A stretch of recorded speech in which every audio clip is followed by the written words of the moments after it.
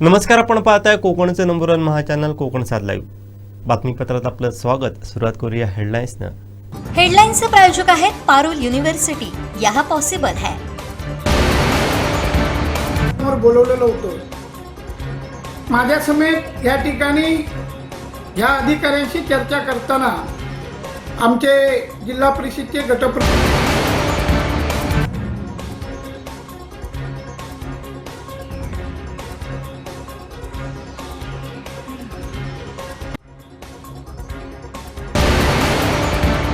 पण यापूर्वी देखील निवेदन वगैरे दिलेलं होतं, उपोषणाची देखील नोटीस दिली होती. पुन्हा परत उपोषणाला बसण्याची वेळ आली. नेमकं त्यावेळी प्रशासनाकडून कोणती कारवाई झाली का? आता पाहूया सविस्तर बातम्या. सिंधुदुर्ग विभागातील कणकवली बस स्थानकाच्या 200 मीटर परिक्षेत्रातील खासगी वाहतूक करणाऱ्या 6 सीटर रिक्षा व मखमल ट्रॅव्हलर चालकांना नियमांबाबत माहिती दिली, अन्यथा कारवाई करण्यात येईल असा इशारा देण्यात आला आहे. पाहूयात.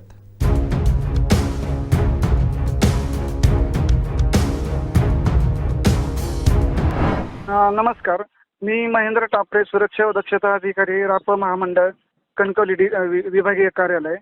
आमच्याकडे आता मागील आठवड्यात माननीय परिवहन मंत्र्यांनी भेट दिली. तसेच आमच्याकडे आता मुख्य सुरक्षा दक्षता अधिकारी तथा उपमहानिरीक्षक, पोलीस महानिरीक्षक ननावरे मॅडम यांनी दिलेल्या निर्देशाप्रमाणे उच्च न्यायालयाच्या निर्देशाप्रमाणे की 200 मीटरच्या पुढे अवैध प्रवासी किंवा 6 सीटर परमिटवाले यांनी ओव्हरटेक करणे आवश्यक आहे. 200 मीटर स्टँड पासून 200 मीटरच्या झोनमध्ये. तरी आम्ही त्यांना आवाहन केले की सदरच्या खासगी वाहतूक वाहनांनी स्टँड पासून 200 मीटर च्या पुढे त्यांचे पार्किंग करणे आवश्यक आहे.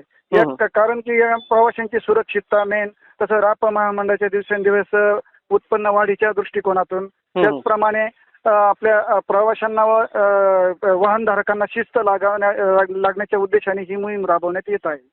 व एकंदरीत काही याच्यावर प्रतिक्रिया काय आहे? प्रवासी काय आपले रिक्षा चालक असतील किंवा पार्किंग करणारे कार चालक यांचं काय म्हणणं आहे संदर्भात? त्यांचं म्हणणं आहे की आम्हाला स्थानिक प्रशासन म्हणजे उदाहरणार्थ नगरपंचायत, नगरपालिका यांनी ठराविक ठिकाणी त्यांना पार्किंगची जागा दिलेली. सदरची जागा जर 200 मीटरच्या आत असेल तर ते स्थानिक प्रशासनाने आम्हाला 200 मीटरच्या पुढे जागा उपलब्ध करून देणे आवश्यक आहे. याकरता स्थानिक प्रशासन, पोलीस व तसेच आरटीओ तसेच एसटी महामंडळ यांची स्थानिक बैठक होणे अपेक्षित आहे. मला तरी त्यात समन्वय साधून ती बैठक जर झाली तर ती त्यांना पण 200 मीटरच्या पुढे झोनच्या पुढे कुठे वाहने उपलब्ध करायची त्याकरता हे होईल, मार्ग निघेल. पण सर, काही रिक्षा चालक आहेत ते जुने व्यावसायिक आहेत, त्यांनी वर्षानुवर्षे इथे पार्किंग करतात, व्यवसाय करतात, त्यांच्यावर उपासमारीची वेळ असं त्यांचं देखील म्हणणं आहे. नेमकं काय सांगाल त्याबद्दल?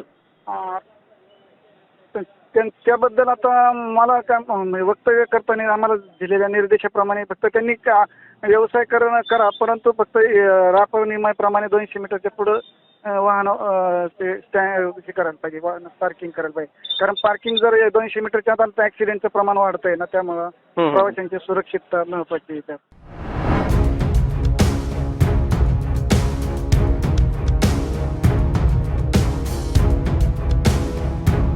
दिवशी ते अधिकारी आले होते इथे, तर आमचं 6 आसनी इथे जी आहे ती तात्पुरती ही पार्किंग नगरपंचायतीने आम्हाला दिलेली आहे. आमची जी संघटना ही रजिस्ट्रेशन संघटना आहे आणि आम्ही परमिट धारक आहोत.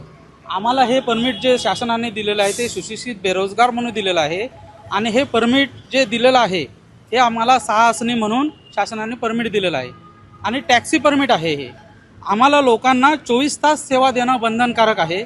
जे 3 व्हीलर रिक्षावाल्यांना जे नियम आहेत तेच आम्हाला नियम आहेत.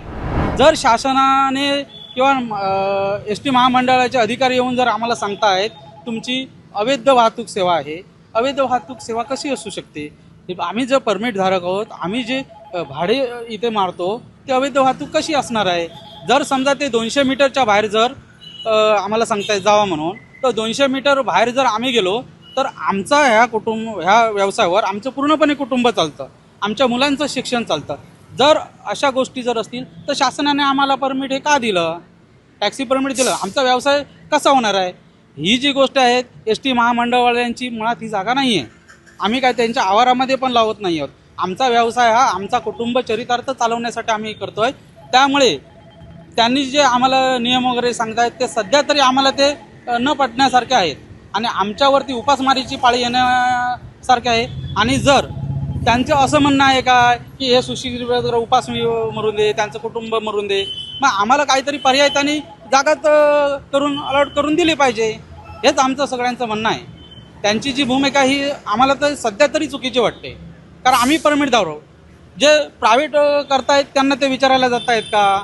ST महामंडळाच्या बाजूला ती अवैध वाहतूक सेवा होते त्यांना विचारतायत का? नाही. तर आमचं एवढंच म्हणणं आहे, आम्ही परमिटधारक आहोत. परमिटधारक आम्ही नियमाप्रमाणे RTOच्या नियमाप्रमाणेच आम्ही चालणारे आहोत, हेच आमचं म्हणणं आहे.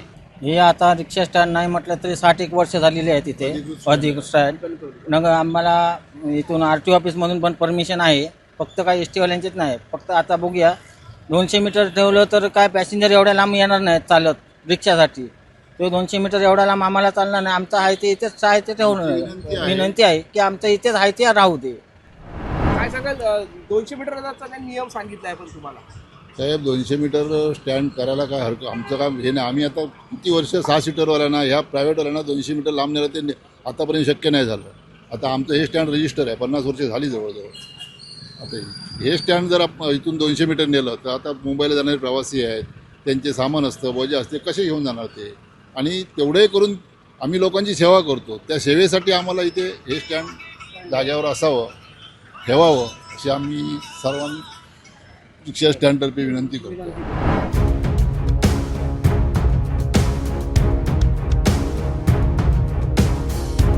परिवहन मंत्री प्रताप सरनाईक यांनी सिंधुदुर्ग जिल्ह्याचा दौरा केला आणि त्यानंतर सिंधुदुर्ग जिल्ह्यामध्ये ज्या बसस्थानकाची पाहणी केली आणि त्यानंतरच या बसस्थानकांमध्ये ज्या आवारात असणारे जे वाहने आहेत त्यांना 200 मीटर अंतरापासून लांब वाहने लावावीत अशा सूचना देखील देण्यात आलेल्या आहेत. आणि त्याच अनुषंगाने आपण बघतोय की कणकवली या बसस्थानकामध्ये आहोत. कणकवली बसस्थानकाच्या आजूबाजूला बघितलं तर 200 मीटर अंतरापर्यंत जर वाहने चालक म्हणजे रिक्षा असेल, कार असेल, त्यानंतर 6 सीटर असतील किंवा अन्य ज्या ट्रॅव्हल्स गाड्या असतील, ह्या 200 मीटर अंतरापर्यंत जर लावू शकल्या नाही तर ह्या खूप लांब जाऊ शकतात. एकंदरीत त्यांनी पूर्ण म्हणजे हे सगळे जे नियम आहेत ते संपूर्ण म्हणजे कणकवली असेल, कसाल असेल, वैभववाडी असेल, मालवण असेल, ह्या सर्वच ठिकाणी लागू होतात. आणि पूर्ण जिल्ह्याचा दौरा केल्यानंतर त्यांनी ह्या सूचना दिल्या आणि त्या सूचनेनुसारच आपण बघितलं तर सध्या या कणकवलीमध्ये बघतोय की ज्या पुलाखाली जे पार्किंग असतं, 6 सीटर असेल, कार असेल, त्यानंतर मग ट्रॅव्हल्स असतील किंवा सर्व ज्या कार पार्किंग आहेत त्या पार्किंगवर आता बंधन येणार आहे. आणि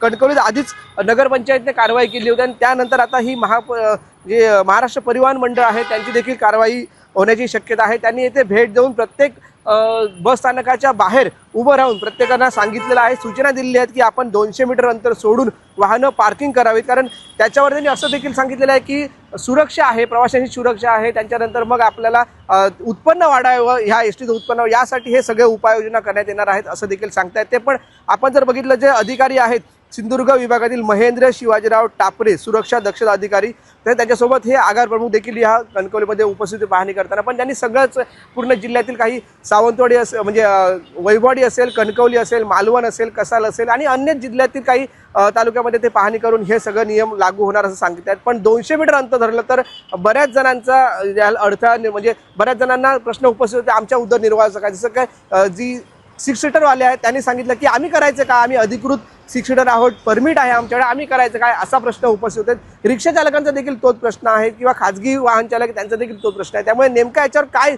तोडगा निघतो हे देखील आता पाहावं लागणार आहे. कॅमेरामॅन साहिल बागवेसह उमेश बुचडे, कोकण साधला येऊ, कणकवली. जिल्ह्यात पावसाच्या आगमनाची चाहूल देणारा लाल मखमली मृगकिडा दिसू लागलाय. सावंतवाडी तालुक्यातील तराटे येथील पत्रकार कॉलनी परिसरातील शेतात हा दुर्मिळ किडा दिसून आलाय. मृग नक्षत्र आणि पहिल्या पावसाचं प्रतीक मानला जाणारा हा किडा शेतकऱ्यांसाठी शुभ संकेत मानला जातो. येथील आर्य शिरसाट यांनी या मृगकिड्याचा व्हिडिओ आपल्या कॅमेऱ्यात कैद केलाय. हा किडा दिसू लागल्यानंतर खरीप हंगामाच्या तयारीला वेग येत असल्यानं बळीराजामध्ये आनंदाचं वातावरण आहे.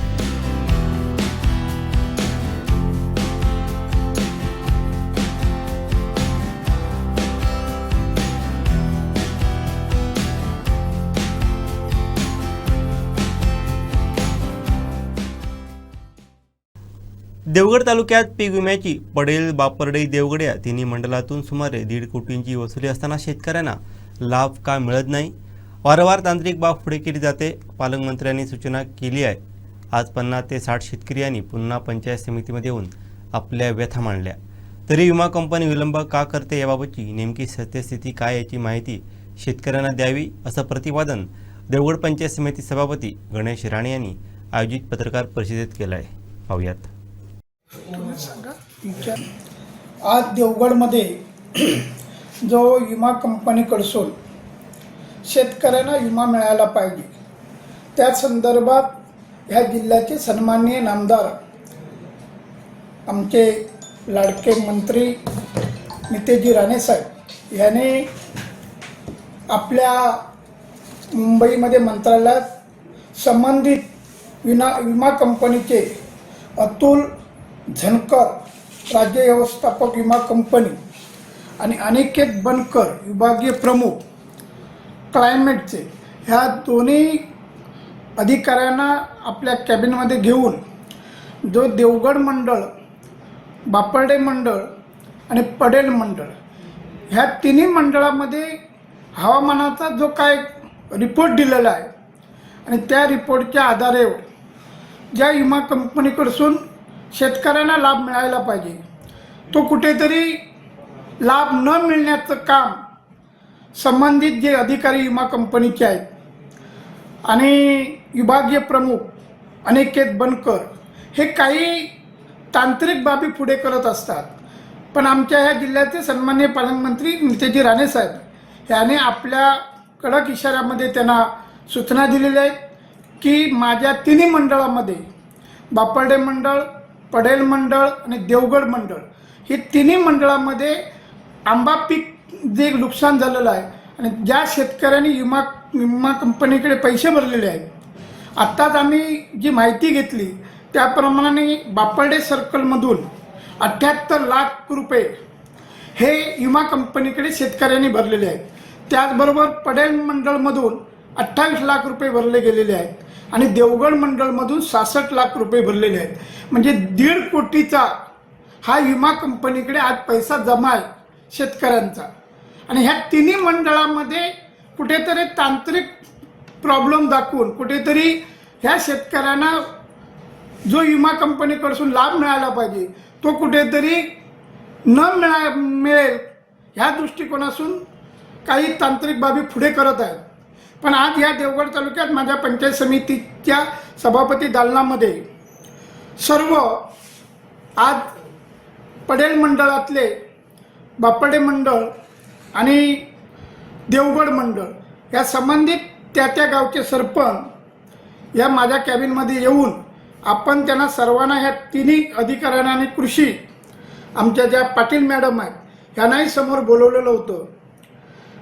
माझ्या समेत या ठिकाणी ह्या अधिकाऱ्यांशी चर्चा करताना आमचे जिल्हा परिषदचे गटप्रमुख श्री संजयजी बोंबडी, माझे पंचायत समितीचे सहकारी पंचायत समिती सदस्य विष्णूजी घाडी, बापर्डे सरपंच संजय लाड, रामेश्वरचे माजी सरपंच विनोद सुके, श्री संदीप डोळकर, अनेक इथे मला वाटतं 50-60 शेतकरी व हे आमचे पदाधिकारी इथे आलेले होते.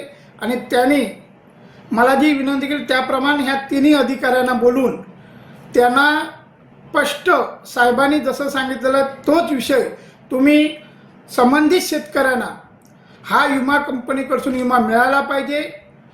जे ह्या टायमाला जी उष्णता निर्माण झालेली होती गेली 2-3 महिने मार्च, एप्रिल, मेमध्ये आणि ह्या टायमाला जेवढं क्लायमेट होतं असं कुठच्याही वर्षी नव्हतं. कायम 38, 40, 39, 42 असं डिग्रीचं तापमान होतं. आणि काही तांत्रिक चुकीची मला वाटतं त्या मशिनरीतून गोष्ट हे पुढे दाखवत आहेत की 36, 37, 36, 9 पॉईंट असं न करता ह्या संबंधित शेतकऱ्यांना तात्काळ ह्या विमा कंपनीकडून साहेबांनी आदेश दिलेले आहेत. त्याप्रमाणे पाडगाव मंडळ जे सर्कलनी ते तयार केलेलं आहे त्याच धर्तीवर बापर्डे मंडळ, पडेल मंडळ आणि देवगड मंडळ या तिन्ही मंडळाला जे बापर्ड्याला म्हणजे पाडगावला जे निकष आहेत तेच इकडे या तिन्ही मंडळाला लावण्यात येऊन संबंधित सर्व शेतकऱ्यांना विमा कंपनीकडून विमा मिळायला पाहिजे. कारण ह्या तिन्ही मंडळमधून 1.5 कोटी रक्कम ही विमा कंपनीकडे 2025-26 मध्ये भरली गेलेली आहे आणि आता मला वाटतं ह्यांची मुदत संपते आहे विमा कंपनीकडून. त्यामुळे कुठेतरी प्रश्न निर्माण करून आपली बाजू त्यामधून मोकळी करून घ्यायला बघतायत. पण ह्या टायमाला शेतकरी पूर्णपणे हवालदिल झालेला आहे. ह्या टायमाला कुठच्याही परिस्थितीत शेतकऱ्यांना हा विमा मिळायलाच पाहिजे. कारण जी आंबा मोहर जळून गेलेला आहे, उष्णता जी निर्माण होती झालेली, त्या उष्णतेत ह्यावेळी आंबा पीक कुठेही या देवगड तालुक्यात 80% पूर्णपणे शेतकऱ्यांचं नुकसान झालेलं आहे. स्पष्ट शब्दामध्ये ह्या विमा कंपनीकडून विमा आम्ही मिळवून देऊ असं वरिष्ठांशी माझं बोलणं झालं आणि साहेबांनी त्याप्रमाणे आदेश दिलेले आहेत आणि त्या आदेशाचं पालन संबंधित डिपार्टमेंट करतील आणि त्याप्रमाणे शेतकऱ्यांना विमा मिळवून देण्यासाठी आम्ही पालकमंत्र्यांच्या पाठोपाठ आम्ही इथे तालुका सभापती म्हणून आम्ही प्रयत्न करतोय आणि पालकमंत्री साहेबांनी ते आश्वासन दिलेलं आहे. धन्यवाद. कुणकेश्वर येथील श्रीदेव कुणकेश्वर देवस्थान ट्रस्टनं सामाजिक बांधिलकी जपत निक्षय मित्र क्षयरोगमुक्त भारत अभियानात सहभाग घेत क्षयरोगग्रस्त व्यक्तींना 22 अन्नधान्य किटचं वाटप करण्यात आलं.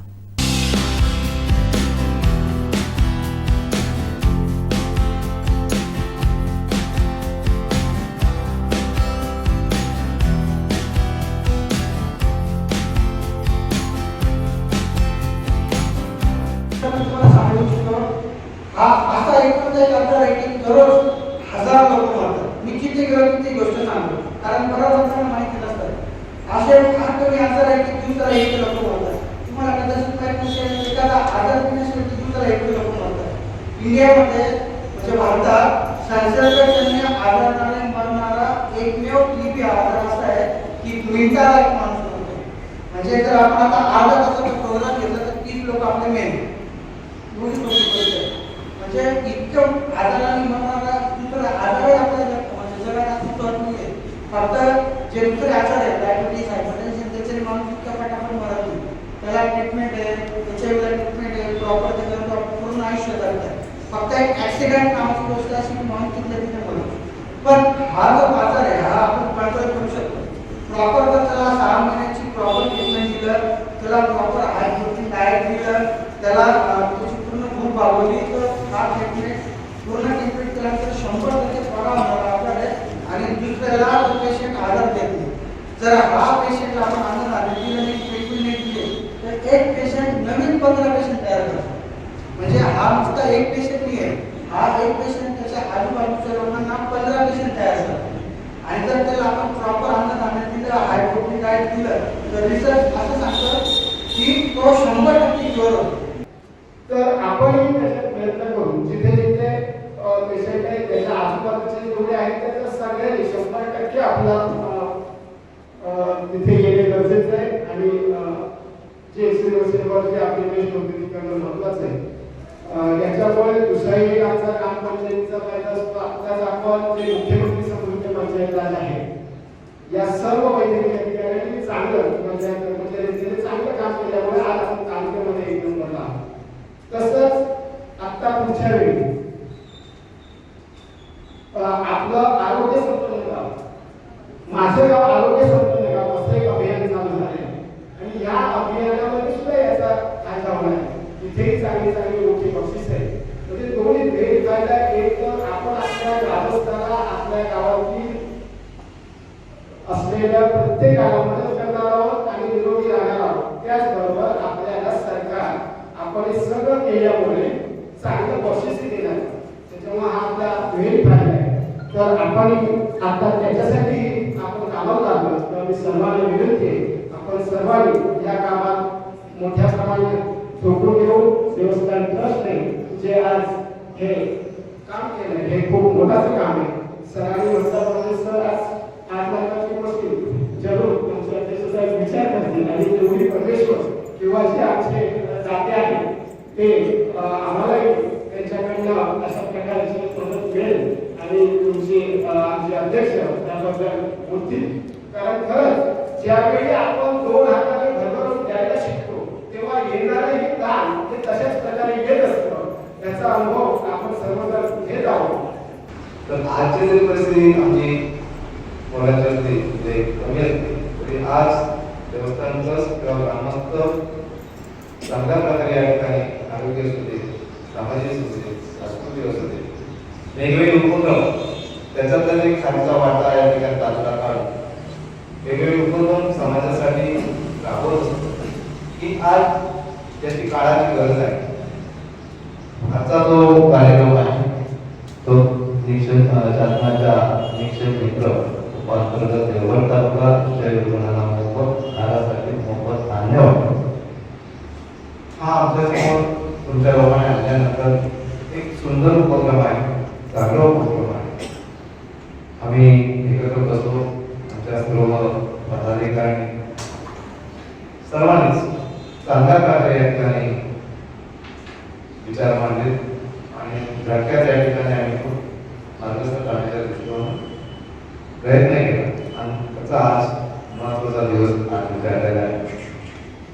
तर सांगायचं एवढंच आहे की जिथं आज महत्त्वाची गरज आहे समाजाचा विचार करता, ज्या गोष्टीची गरज आहे सामाजिक असू दे, सांस्कृतिक आरोग्य असू दे, सर्व आम्ही वेगवेगळे उपक्रम या ठिकाणी त्यातला खालीचा वाटा काढून त्या ठिकाणी देवगडमध्ये श्री स्वामी समर्थ भक्त परिवाराचे संस्थापक सचिव नंदकुमार पेडणेकर यांच्या पुढाकारातून कोकणसाद लाईव्ह आणि मालवणी अरोमा समूहाच्या सहकार्यानं आयोजित करण्यात आलेल्या देऊळ बंद 2 या मराठी चित्रपटाच्या विशेष प्रदर्शनाला उत्स्फूर्त प्रतिसाद लाभला आहे. पाहूयात. श्री स्वामी समर्थ आज देवगडच्या थिएटरमध्ये देऊळ बंद 2 हा सिनेमा या ठिकाणी आम्ही पाहिला. शेतकऱ्यांच्या जीवनावर एक प्रकाश टाकणारा, आत्महत्याग्रस्त अशा शेतकऱ्यांच्या जीवनावर प्रकाश टाकणारा, त्यातून रोखणारा हा एक सिनेमा छानपैकी होता. आणि हा सिनेमा आम्हाला या ठिकाणी दाखवण्याची संधी वटवृक्ष देवस्थान, महेश इंगळे सर, नंदकुमार पेडणेकर सर, दैनिक कोकणसाद आणि मालवणी अरोमा मसाला यांच्या संयुक्त विद्यमाने हा देऊळ बंद 2 हा सिनेमा आम्हाला या ठिकाणी पाहण्याची संधी दिली. या सर्वांचे आम्ही आभारी आहोत.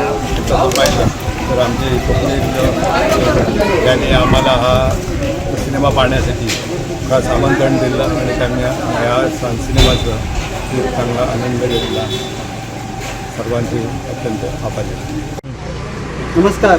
जय सद्गुरू श्री स्वामी समर्थ. धन्यवाद श्री इंगळे साहेब, श्री पेडणेकर साहेब, कोकणसाद लाईव्हचे आपले पत्रकार श्री लोकेश साहेब आणि मालवणी अरोमाचे आमचे मित्र श्री शिरोडकर साहेब. आम्हाला संधी दिला की प्रत्यक्ष देवाचा अनुभव दिला आणि आम्हाला मोफत शो दिला, त्याबद्दल खूप खूप धन्यवाद. ह्या पिक्चरामधून, या चित्रपटामधून आस्तिकता नास्तिकता यामधलं जे अंतर आहे आणि आपण कशा पद्धतीने जगलं पाहिजे, माणूस म्हणून कसं जगलं पाहिजे आणि माणसामधला देव कसा शोधायचा आणि नंतर आपण देवापर्यंत कसं पोचायचं हे आम्ही दाखवलेलं आहे. धन्यवाद ह्या चित्रपटाचे निर्माते आणि सगळे टीम. खरंच चित्रपट पाहण्यासारखा आहे आणि ह्या माणसांनी आम्हाला हा चित्रपट मोफतमध्ये उपलब्ध करून दिला, त्याबद्दल धन्यवाद. नंतर शेवटी जाता जाता देऊळ बंद 2ची सुद्धा आपल्याला घोषणा केलेली आहे. याच्यामध्ये सुद्धा भरपूर उत्सुकता आम्ही तो सुद्धा पाहणार आणि त्याची उत्सुकता असल्यामुळे तुम्ही सुद्धा तो पिक्चर पाहावा ही नम्र विनंती. धन्यवाद. दिली होती. खूप छान आहे आणि देऊळबंदचा एक असा एक अनुभव आला की स्वप्नील लोकांच्या माध्यमातून आज सकाळी तसं ठरवलं होतं की आज सुट्टी आहे तर आज सिनेमा बघण्यासाठी जावं, पण स्वामींच्या कृपेने आणि स्वप्नील लोकेंच्या माध्यमातून वटवृक्ष देवस्थान चे महेश इंगळे, नंदकुमार पेडणेकर आणि दैनिक कोकणसाद आणि मालवणी अरोमा मसाला यांच्या संयुक्त विद्यमानाने हा आपल्या देवगड नगरपंचायती हद्दीमध्ये आज कंटेनर थिएटरमध्ये आज देऊळबंद हा प्रदर्शित केला गेला. तर त्या अनुषंगाने स्वप्नील लोके यांचं तर आधी पहिलं मनापासून आणि या सगळ्या संस्थांचं पण मनापासून आभार की स्वप्नील लोकेंचा 1-2 वाजता मला फोन आला की मॅडम येत आहे का, आमच्या ट्रस्टच्या माध्यमातून आणि या संस्थाच्या माध्यमातून आम्ही कंटेनर थिएटरमध्ये आम्ही एक सिनेमा दाखवतो आहे देऊळबंद हा. तर काही विचार न करता मी 3च्या शोला तिथे आले. म्हणजे अगदी मनात एक विचार होता आणि तो विचार त्यांच्या माध्यमातून हा प्राधान्य झाला. त्याच्यावर खूप एक छान अनुभव आला आणि शेतकऱ्यांच्या माध्यमातून हा प्रदर्शित केलेला पिक्चर आहे. खास करून स्नेहलताई यांचं कामसुद्धा उत्कृष्ट आहे. चांगले कर्म केले तर चांगलं फळ मिळतं. शांत, संयम आणि सगळं राहिलं तर स्वामी नेहमी पाठीशी उभे राहतात. त्याचा एक खास अनुभवसुद्धा नेहमी आहे. बस एवढं सांगेन. पण आज दिलेल्यासाठी स्वप्नील लोके यांचा खरं मनापासून आभार मानते. स्वामी भक्तांच्या भरभरून मिळालेल्या प्रतिसादानंतर आणखीन एक शोचं लवकरच आयोजन केलं जाणार असल्याचं यावेळी आयोजकांच्या वतीने सांगण्यात आलं. आमदार निलेश राणे यांच्या माध्यमातून चिंदर गावात विकास कामांचा झंझावात सुरू आहे. शिवसेना जिल्हा प्रमुख दत्ता सामंत यांनी स्वखर्चातून एकाच वेळी गावातील 14 विकास कामं पूर्ण केली आहे. आमच्या घरापर्यंत रस्ता येईल असं आम्हाला स्वप्नातही वाटलं नव्हतं. ते आमदार निलेश राणे यांच्या माध्यमातून दत्ता सामंत यांनी शक्य केलं आहे असं सांगत ग्रामस्थांनी आभार व्यक्त केले आहेत. मालवण तालुक्यातील चिंदर गावात वाडी वस्तीवर ग्रामस्थांची मागणी लक्षात घेता विकास कामं पूर्ण करण्यात आली आहेत. पावसाळी कालावधी लक्षात घेता तातडीने काही कामं पूर्ण करणं गरजेचं असल्यानं आमदार निलेश राणे यांच्या माध्यमातून स्वखर्चातून दत्ता सामंत यांनी 14 विकास कामं तात्काळ पूर्ण केली. वाडीतील नवीन रस्ता कामं प्राधान्यानं करण्यात आली. लब्धेवाडी रस्ता, साटमवाडी रस्ता, कुंभारवाडी स्मशान रस्ता, तिरई मुख्य रस्ता ते ब्राह्मणदेव मंदिर, मुळेघर रस्ता, गावठणवाडी बागवाडी, मुख्य रस्ता ते गावडे पुरुष मंदिर रस्ता यांसह कॉन्क्रीटकरणमध्ये सडेवाडी स्मशान रस्ता, गोसावीवाडी गणेश घाट रस्ता, देवकोंडवाडी, गोसावीवाडी पायवाड या ठिकाणी कॉन्क्रीटीकरण करण्यात आलं. तसंच मसूरकरवाडी महापुरुष पार बांधणं, पाटणकरवाडी येथील रस्त्यावर अडथळा ठरणारा वीजकाम एका दिवसात बाजूला करून दिला. यासोबत सडेवाडी स्मशान चौथरा उभारणी करून देण्यात आली. ज्या वाडीत रस्ताच नव्हता, वृद्ध आजारी व्यक्तींना गंभीर स्थितीत औषधोपचारांसाठी डॉक्टरकडे नेताना मोठ्या समस्या निर्माण व्हायची. वाहने येण्याचा कुठलाच मार्ग नसल्यानं अनेक अडचणी निर्माण होत होत्या. ग्रामस्थांची गरज आणि अत्यावश्यक परिस्थिती लक्षात घेता आमदार निलेश राणे यांच्या माध्यमातून शिवसेना जिल्हा प्रमुख दत्ता सामंत यांनी स्वखर्चानं रस्ते उभारणी व पायवाटा कॉन्क्रीटीकरण करण्याचा निर्णय घेतला आणि तात्काळ काम पूर्ण करून दिल्याचं ग्रामस्थांनी सांगितलंय. मतदानाचे पैसे वाटी हे घ्यावा पैसे 1000 वर 500 एक पैसा आम्ही घेतलो नाही. जेव्हा रस्तो काढशे तेव्हाच पैसे घेतलो. एवढ्याच नाही पैसे घेऊन रस्तो करायचो ना आणि मत का विकत द्यायचा नाही होय ना असं आम्ही मी सांगले प्रत्यक्षात पैसे वाटू केले त्यांना. हा याचे 40 वर्ष झाली ना. 40 वर्षात हे रस्तो खराबच होतो. रोपारवर पाणी असून आम्ही जायच होतो. माझं पोरगो आता 32 वर्षाचं झालो. 32 वर्ष आहे तो. एवढ्या रोपार पाणी असूनच ते का पोचव शाळेत नेऊन त्या पाटकरांच्या घराकडे आबा पाटकरांच्या घराकडे ना. तर आता आणि गेल्या वर्षी हे शीक पडले ना बरा नाही त्यांका. ते 6 माणसांनी त्यांका थैसून लोटीत हय आणल्यानी. तो रस्तो खराबच होतो ना. आणि आता तो रस्तो हे साहेबांनी दत्ता सामंतांनी आणि निलेश राणेंनी बघल्यानी ही परिस्थिती आम्ही सांगितली आहे त्यांनी करून दिली आहे. मध्ये साटमवाडी आमची साटमवाडी आहे. त्या ठिकाणी साधा पेशंट आजारी पडला तर न्यायला सुद्धा पेशंटला उचलून मी रस्त्यावर न्यायचो किंवा डोळी करून न्यायचो. हे दत्ता सामंतजी यांना मी भेटलो त्यावर निलेश राणे यांच्या माध्यमातून त्यांनी लगेच ही पायवाट डांबरीकरण बनवून दिली. नाहीतर आमच्या लोकांचे खूप हालत होते. असे पेशंट खूप घरात सुद्धा हे झाले आहेत, मयत झाले आहेत. कारण डॉक्टरची सोय नाही, काही नाही. डॉक्टरकडे वेळेवर नेता येत नव्हतं. अशी परिस्थिती आमच्याकडे होती ती ह्या दत्ता सामंतजींनी दूर केलेली आहे. फार त्यामुळे आम्ही साटमवाडीचे सर्व ग्रामस्थांचे फार फार आभारी आहोत आणि निलेश राणेजींचे कायम पाठीचे असणार. ठाणे महापालिकेच्या 4थ्या मजल्यावर असणाऱ्या शहर विकास विभागातील महत्त्वाच्या फाईल्सला आग लागल्याची घटना घडली आहे. स्विच बंद कर, स्विच बंद कर, स्विच बंद कर, हे स्विच बंद कर, सगळे बंद कर, बंद कर. पाणी घेऊन या, पाणी घेऊन या, पाणी घेऊन या. हे फायरला फोन कर, फायरला फोन कर, फायरला फोन कर, फायरला फोन कर. फाईल जाळा लागलाय. हे फोन कर. हे आग लागली, आग. हे खाली सांग, आग लागली. अरे इकडे मी स्विच बंद कर. अरे खाली खाली ती मेसेज दे. पाणी नको, पाणी नको. स्विच बंद कर, स्विच बंद कर, स्विच बंद कर. हे स्विच बंद कर, सगळे बंद कर, बंद कर. पाणी घेऊन या, पाणी घेऊन या, पाणी घेऊन या.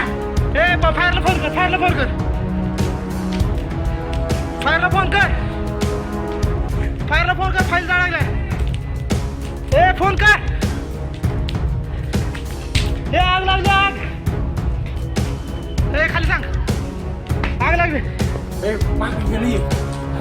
अरे इकडे मी स्विच बंद कर.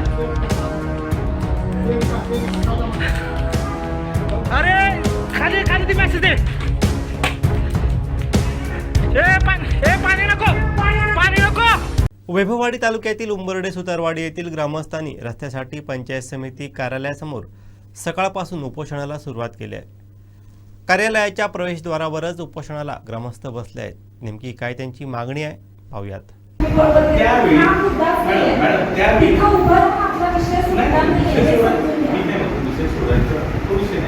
त्यावेळी ग्रामपंचायत सर्वे लावते, बरोबर. त्यावेळी सरपंच बोललं पाहिजे, पोलीस पाटील आले पाहिजे, बरोबर.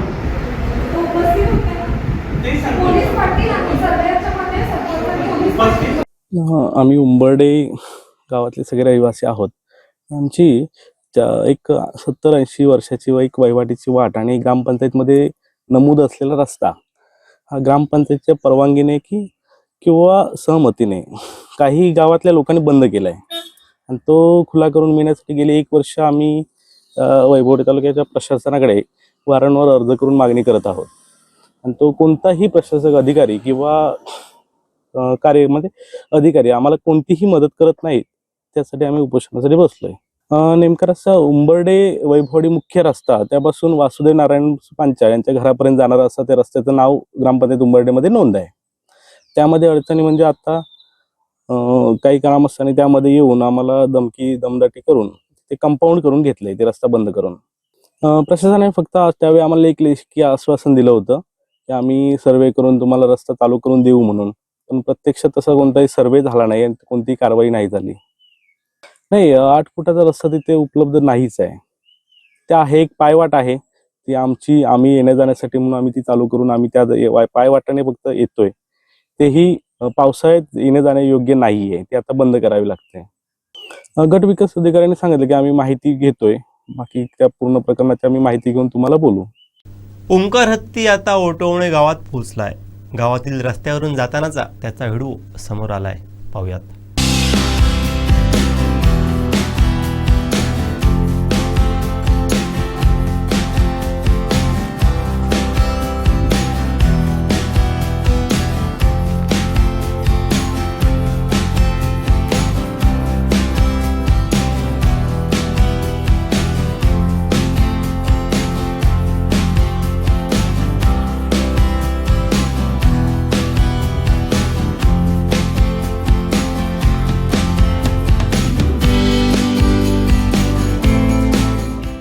देवगड तालुक्यात मान्सूनचं दमदार आगमन झालं असून तालुक्यात ठिकठिकाणी पावसाच्या जोरदार सरी कोसळल्या आहेत. या पावसामुळे उकड्यानं हैराण झालेल्या नागरिकांना मोठा दिलासा मिळाला असून तालुक्यातील ठिकठिकाणी परिसरात पावसाच्या काही ठिकाणी हलक्या सरी तर काही ठिकाणी जोरदार सरी कोसळलेल्या.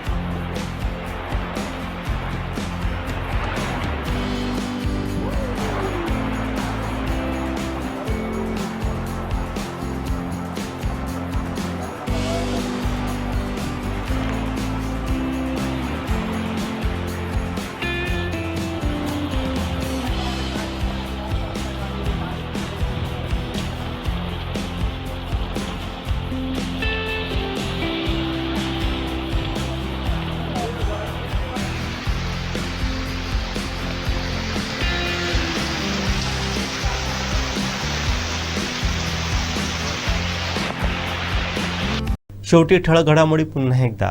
हेडलाईन्सचे प्रायोजक आहेत पारुल युनिव्हर्सिटी. यहा पॉसिबल है. बोलवलेलं होतं. माझ्या समेत या ठिकाणी ह्या अधिकाऱ्यांशी चर्चा करताना आमचे जिल्हा परिषदचे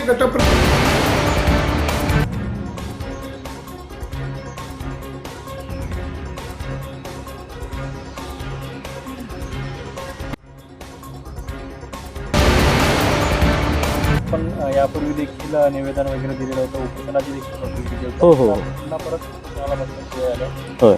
नेमकं त्यावेळी प्रशासनाकडून कोणती कारवाई झाली का? बातमीपत्रात वेळ झाली ते थांबण्याची. पाहत राहा बदलत्या कोकणचा बुलंद आवाज. कोकणचं नंबर 1 महा चॅनल कोकण साध लाईव्ह. धन्यवाद.